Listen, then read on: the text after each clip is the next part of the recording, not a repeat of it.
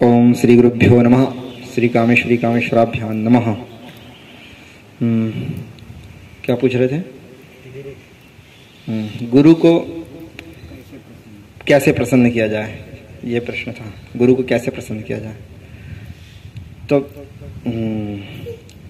हमारा मानना है कि गुरु हो अथवा माता पिता हो, जिनको आपको प्रसन्न करना है तो वो जिस कार्य से प्रसन्न होते हैं वही कार्य करिए। गुरु के मन के अनुरूप कार्य करिए। गुरु के संकल्प में अपने संकल्प को जोड़ लीजिए, तो उससे जो है गुरु प्रसन्न होंगे। अब आप ये देख लीजिए कि आपके गुरुजी को क्या क्या कार्य पसंद थे।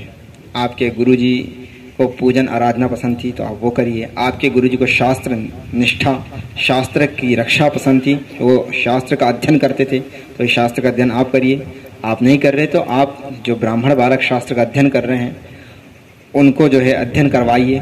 उनको पुस्तकें गुरु को प्रसन्न करने के लिए गुरु जी को बताइए। उनके निमित्त उनको पुस्तकें सदग्रंथ दीजिए। और कोई वेद शास्त्र का अध्ययन कर रहा हो तो उसको जो है सपोर्ट करिए, उसको जो है प्रोत्साहित करिए उनको, तो उससे जो है गुरु प्रसन्न होंगे। इसलिए जो है गुरु जी पाठशाला खुलवाएं, गौशाला। गुरु जी को गायें पसंद थी तो उनके निमित्त जो है गाय की सेवा करिए। जहाँ पे गाय गौशाला है वहाँ जाकर सेवा प्रदान करिए। गाय का संरक्षण संवर्धन करिए।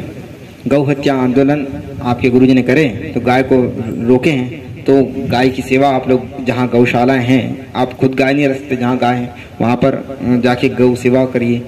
अब वो जिस मंदिरों की उन्होंने स्थापना करी है, जो आपके आसपास मंदिर हैं वहाँ पर जाकर मंदिरों में सेवा प्रदान करिए।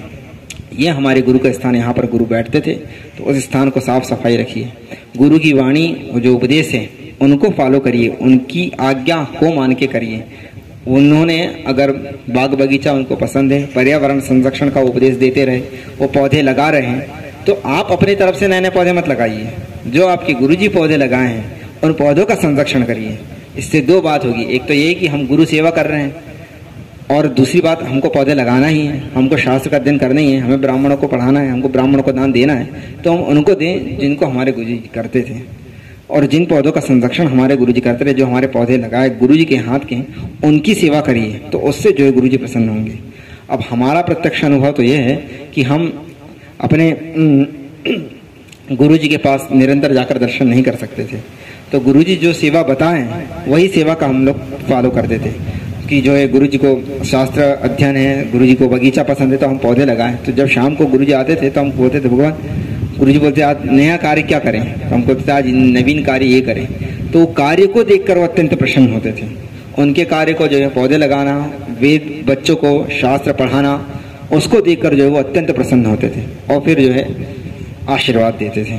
तो आप लोग को चाहिए कि आप अपने गुरु जो कार्य करते थे वही आप करिए। आप अपने गुरु के निमित्त उनको, अब आप एक माँ है, माँ अगर अपने बेटे सभी बेटों पे एक समान प्रेम भाव करती है, तो आपको अपनी माँ को प्रसन्न करना है।